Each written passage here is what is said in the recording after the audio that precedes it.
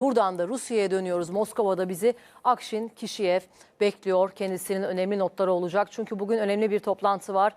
Londra'da gerçekleşecek olan Rusya Devlet Başkanı Vladimir Putin, Ukrayna'da sona eren geçici ateşkes süreciyle ilgili olarak genel olarak askeri faaliyetlerinde azalma görüldü. Bunu memnuniyetle karşılıyoruz ve geleceğe doğru bakmaya hazırız dedi. Zelenski ise bugün Londra'da koşulsuz ateşkes görüşülecek cevabını verdi bugün konuşmalara. Ve şimdi gidelim bakalım Akşin Kişiyev'in notları neler Moskova'dan. Rusya Devlet Başkanı Vladimir Putin, Ukrayna'da hafta sonu ilan edilen 30 saatlik Paskalya ateşkesini değerlendirdi. Çatışmanın ateşkesin ardından devam ettiğini belirten Rusya Devlet Başkanı, ateşkese olumlu baktıklarını, Kiev temsilcilerinin de bunu olumlu karşılayacağını umduklarını söyledi.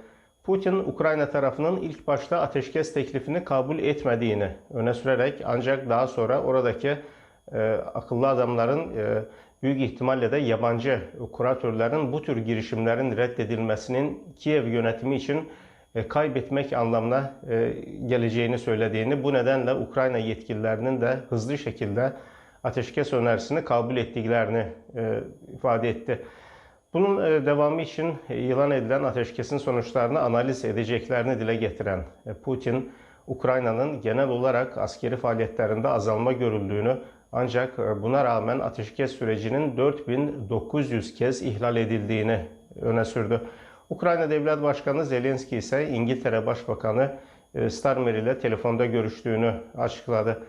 Londra'da çarşamba günü İngiltere, Fransa, Ukrayna ve ABD temsilcilerinin bir araya gelerek Rusya-Ukrayna savaşında ateşkesin sağlanması ile ilgili konuları detaylı bir şekilde masaya yatıracaklarını aktaran Zelenski, koşulsuz ateşkesin sağlanması amacıyla mümkün olduğunca yapıcı adımlar atmaya hazır olduklarını vurguladı. Paskalya ateşkesinin savaşın uzamasına neden olan tarafın Rusya'nın eylemleri olduğunu gösterdiği değerlendirmesinde bulunan Ukrayna Cumhurbaşkanı ayrıca Starmer ile görüşmesinde Avrupa güvenlik formatlarında ortak çalışma konusunu da ele aldıklarını dile getirdi.